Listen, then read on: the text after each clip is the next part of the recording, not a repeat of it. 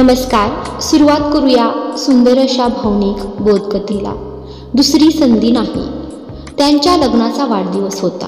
तो ऑफिसमधून येण्याची ती आतुरतेने वाट पाहत होती. लग्नानंतर काही वर्षात सगळी समीकरणच बदलून गेली. परस्परांशिवाय क्षणही राहू न शकणाऱ्या त्या दोघांचं क्षुल्लक कारणानंही भांडण होऊ लागलं. एकमेकांशी तर आता ते फारसं बोलतही नसत. एकाच छपराखाली राहूनही दोघेजण परस्परांना अनोळखी झाले. पण मनातून दोघांनाही त्या बदललेल्या वातावरणाबद्दल पश्चाताप होत होता आणि म्हणूनच त्या दिवशी ती त्याची आतुरतेनं वाट पाहत होती. त्याला लग्नाचा वाढदिवस तरी लक्षात आहे का याची ती वाट पाहत होती. नेमकं त्याच वेळी दाराची बेल वाजली. तिनं धावतच जाऊन दार उघडलं तर बाहेर पावसानं चिंब भिजलेला तो उभा होता. हातात तिच्याच आवडीची निशिगंधाची फुलं घेऊन दोघांनीही मनोमन ठरवलं की आता काही झालं तरी भांडायचं नाही, एकमेकांना समजून घ्यायचं. फुलं तिच्या हातात देऊन तो आत गेला. त्यानं आणलेल्या निशिगंधाच्या फुलांचा सुगंध उपभोगताना ती भान हरपून गेली होती. त्याचवेळी त्याच्या फोनची रिंग वाजल्यानं ती भानावर आली. पलीकडून आवाज ऐकू आला. मॅम, मी पोलीस स्टेशनमधून बोलतोय. हा नंबर यांचाच ना? धडधडत्या हृदयानं तिनं उत्तर दिलं. होय, पण का हो? त्यावर पलीकडून उत्तर आलं. आय एम सॉरी मॅम, पण एक अपघात घडलाय आणि एक व्यक्ती त्यात मृत्युमुखी पडलेली आहे. त्या व्यक्तीच्या खिशातल्या पाकिटातनं आम्हाला हा नंबर मिळालाय. तुम्ही शवानगृहात येऊन डेड बॉडी ओळखावी आणि यासाठी मी हा फोन केला.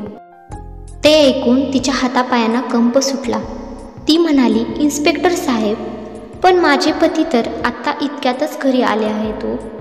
त्यावर पोलीस स्टेशनमधून उत्तर आलं. सॉरी, घडलं मॅम. आता दुपारी 4 वाजता हा अपघात घडलाय. ट्रेनमध्ये चढताना हा अपघात झालाय. ते ऐकून तिला भुवळ आली. असं कसं काय घडू शकतं? मृत्युमुखी गेलेल्यांचा आत्मा मृत्यूनंतर लगेचच दूरवर असलेल्या प्रिय व्यक्तींना शेवटचं भेटण्यासाठी येऊ शकतो, असं तिनं पुस्तकामध्ये वाचलेलं होतं. भरलेल्या डोळ्यांनी ती आत बेडरूमकडे धावली, पण आत तो तिथे नव्हताच.